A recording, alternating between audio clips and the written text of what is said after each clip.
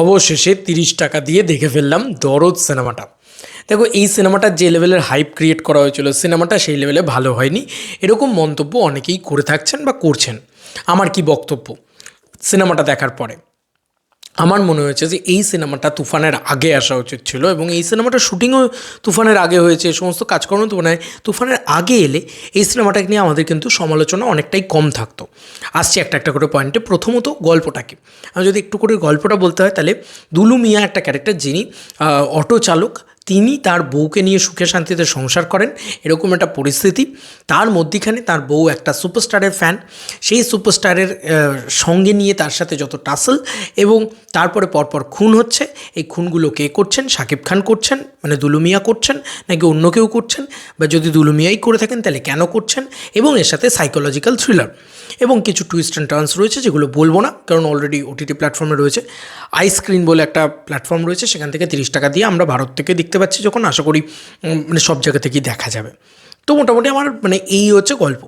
এর পরবর্তীতে বিশেষ করে আমি বাংলাদেশি সিনেমার ক্ষেত্রে রায়হান রাফিকে বাদ দিয়ে বলছি। রায়হান রাফি অবভিয়াসলি আমার মনে হয় যত এখন বাংলাদেশে যারা ডিরেক্টর রয়েছেন তাদের ভিতরে মানে সুপিরিয়ার, অনেক সুপিরিয়ার। এবার যদি আমি হিমেল আশরাফ বা এই যে ভদ্রলোকের নাম বলি অনন্য মামুন, এদেরকে যদি দেখি, এরা যে স্টাইলটা প্যাটার্নটা নেয়, এদের লাস্ট 30 মিনিটস খুব ভালো হয়।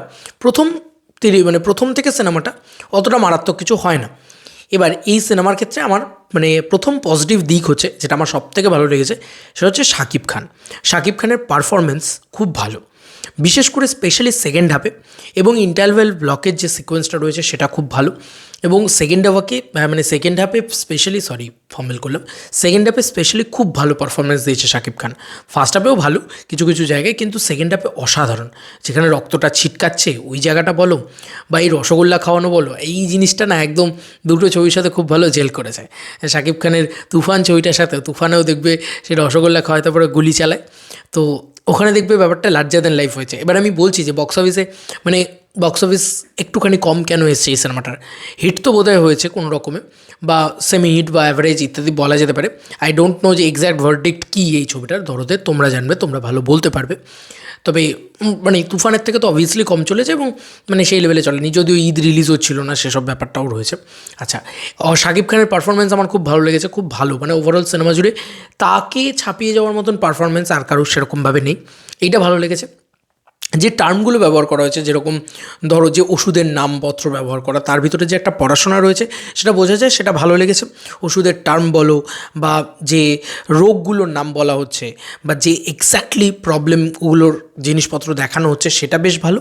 এবং এই যে গল্পের যে স্ট্রাকচারটা বা গল্পের যে মোচড়টা, সেটা বেশ ভালো। শুরু থেকে তোমার মানে ব্যাপারটা মনে হবে যে কেন মারছে, কী হচ্ছে, কে মরছে, কেন পরপর 4টে খুন হলো, কেনই বা মারলো, এবং তার পরবর্তী দিকেই একদমই একটা ডিফারেন্ট জিনিসপত্র হবে।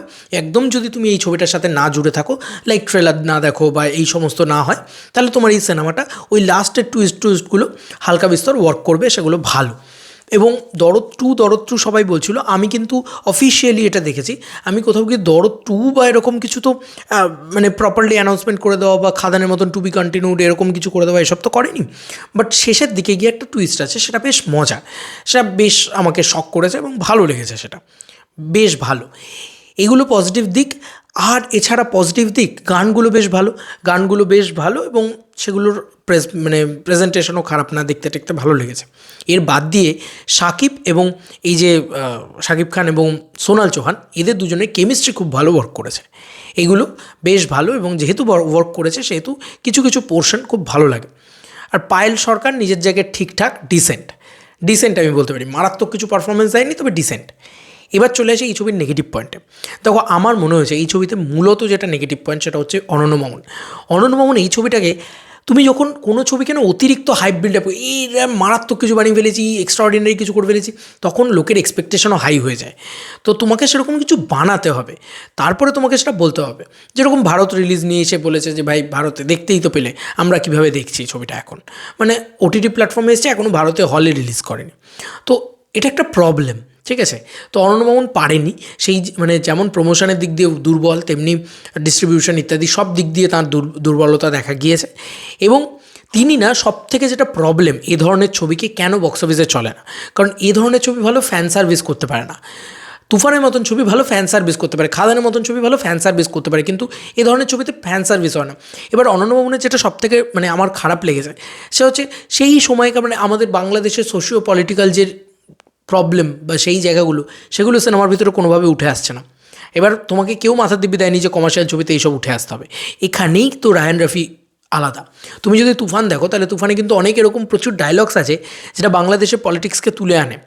দেখবে এক জায়গা আছে ভুল ট্যাকটিক্স, ফার্স্ট ডায়লগ শাকিব খানের, ভুল ট্যাকটিক্স।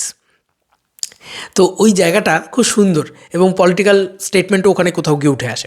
তো এখানে এটাই প্রবলেম হয়েছে, এখানে কিন্তু এই মানে ওই দিকগুলো তো উঠেই আসেই না। এবং বাদই দিলাম, ওগুলো বাদ দিয়ে দিলাম। একটা সুপারস্টারকে তো একটা প্রপার এন্ট্রি দিতে হবে, তার এন্ট্রিটাও ভালোভাবে নেই। মানে তার এন্ট্রিতে একটা বিশাল কিছু হবে, তামঝাম হবে, সেটাও নেই। এবং সবথেকে বড় কথা, ফার্স্ট হাফটা প্রচণ্ড দুর্বল। মানে ফার্স্ট হাফটা আমি দেখেছি, এটা মানে আমি রায়ান রফির ক্ষেত্রেও বলেছিলাম যে রায়ান রফির কিন্তু তুফানের ফার্স্ট হাফটা অতটা আমার মারাত্মক লাগেনি। পরবর্তীতে সেকেন্ড হাফে যখন তুফান চরিত্র হিসেবে আসছে সেটা কিন্তু খুব ভালো লেগেছিলো, কিন্তু শান্ত চরিত্রটাকে আমার মারাত্মক কিছু লাগেনি। আমার স্পেশালি ভালো লেগেছিলো তুফান চরিত্রটাকে। এবার রায়ান রফি সেটা খুব বুদ্ধি করে করেছিলেন যে শান্ত চরিত্রটাকে অল্প দেখিয়ে ম্যাক্সিমামটা তুফান তুফান তুফান তুফান করে খেলেছিলেন। কিন্তু এখানে ব্যাপারটা হচ্ছে একটাই চরিত্র দুলু মিয়া, কিন্তু দুলু মিয়ারই নানানভাবে ধরো কিছু অ্যাকশানস বাড়ানো যেত, কিছু ইভেন্টস তৈরি করা যেত সিনেমার ভিতরে, সেইগুলো কিন্তু শুরুর দিকে একেবারেরই অভাব। সেগুলোর অভাব প্রবলভাবে পরিচয় পায়, বোঝা যায়, সেগুলো গণ্ডগোলে লাগে। ইভেন্টস নেই কোনো, মানে একটা দেখবে অ্যাকশন সিকোয়েন্স আছে এই সিনেমার ভিতরে, একটাই অ্যাকশন সিকোয়েন্স আছে, সেটাও খুব দুর্বল, মানে সেটাকে খুব একটা ভালোভাবে স্টেজ করা নেই। এটা দোষ কিন্তু শাকিব খানের না, শাকিব খান তো গল্পটা দেখে সাইন করেছেন, গল্পটা তো ভালো। এবং সবথেকে বড় কথা, এরকম একটা গল্পের ওপরে জিদ্দারও একটা ছবি হয়েছিল, একটু মোচরটা আলাদা, বাট গল্পটা এরকমই ছিল, দ্য রয়্যাল বেঙ্গল টাইগার, অসাধারণ ছবি, তোমরা দেখো। কিন্তু সেই ছবির ভিতরেও প্রবলেম হচ্ছে সেটা কিন্তু কোনো ফ্যান সার্ভিস করা নেই, সেখানে কোনো স্টারডম নেই। এবার গল্প হিসেবে ভালো, সিনেমা হিসেবে হয়তো ভালো, কিন্তু প্রবলেম হচ্ছে ওটা জিদ্দার ছবিই ছিল না, জিদ্দা মানে একদম সেই সেকেন্ড হাফ থেকে ঢোকে, ব্যাপারটা এরকম ছিল। তো আমাদের এখানেও শাকিব খানের ব্যাপারটা হচ্ছে যে এই ধরনের এই যে সাইকোলজিক্যাল থ্রিলার, এটা আমাদের মানে বাংলা মানে এপার বাংলা হোক বা ওপার বাংলা খুব একটা ভালো চলে না এগুলো বক্স অফিসে। কেন? কারণ এগুলো খুব জটিল হয়। এবার এই সিনেমাটাও খুব সিম্পলভাবে বানানো হয়েছে, কিন্তু এটা কিন্তু একটা কমার্শিয়াল ছবি, ঠিক আছে, কমার্শিয়ালভাবে বানানো হয়েছে। তো এখানে সবথেকে বড় নেগেটিভ পয়েন্ট হচ্ছে সাপোর্টিং কাস্টের অ্যাক্টিং।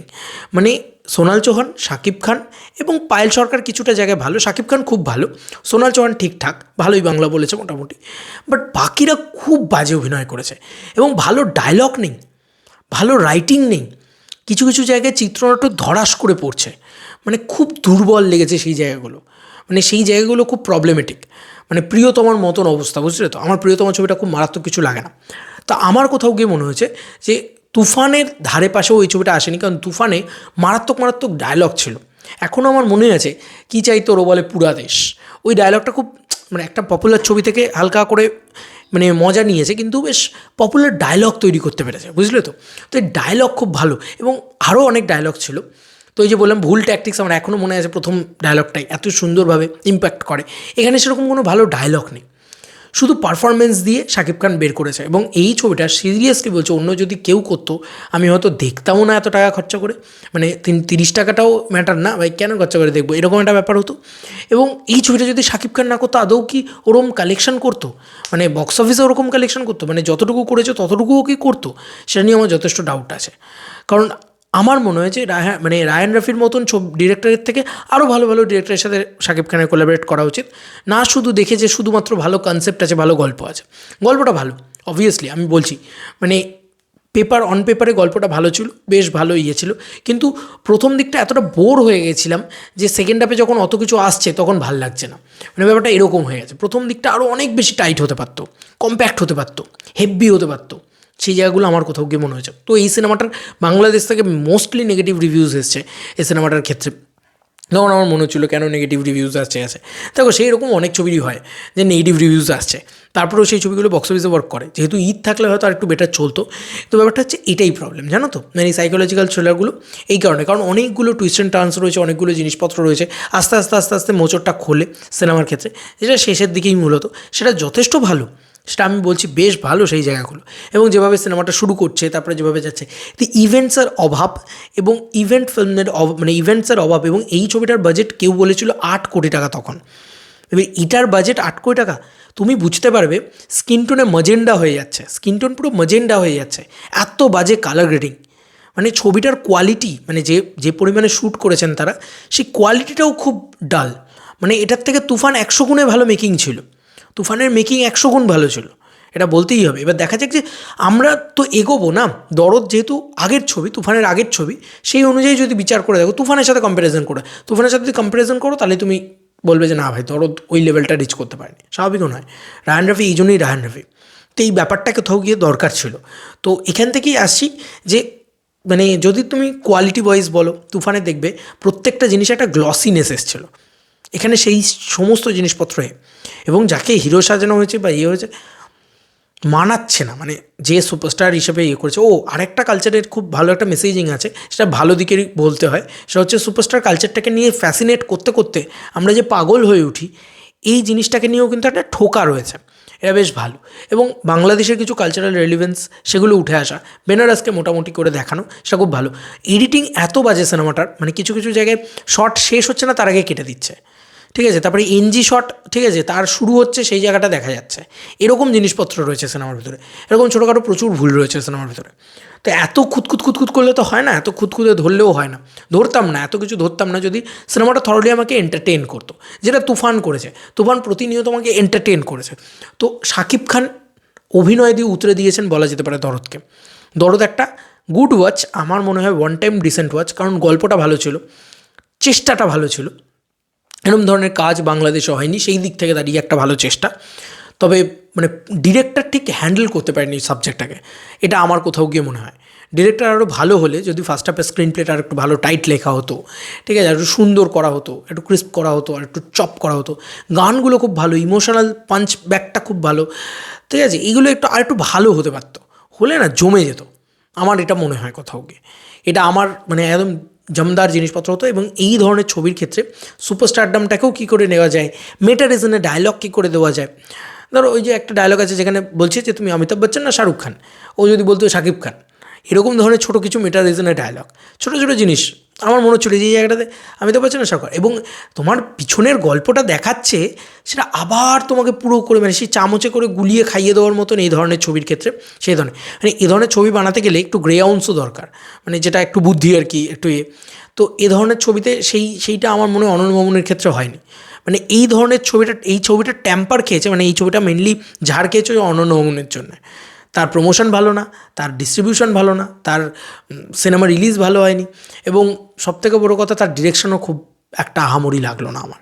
মানে ঠিক হিমেল আশরাফের ডিরেকশন যতটা খারাপ লাগে আমার, এর ডিরেকশনও মোটামুটি অলমোস্ট খারাপ লেগেছে। হ্যাঁ, একটু টুইস্ট অ্যান্ড টার্নস দিয়েছে, একটু অন্যরকমভাবে প্রেজেন্ট করতে চেয়েছে গল্পটাকে, তাই একটু অন্যরকম লেগেছে, বাট এর বাইরে আর কিছু না।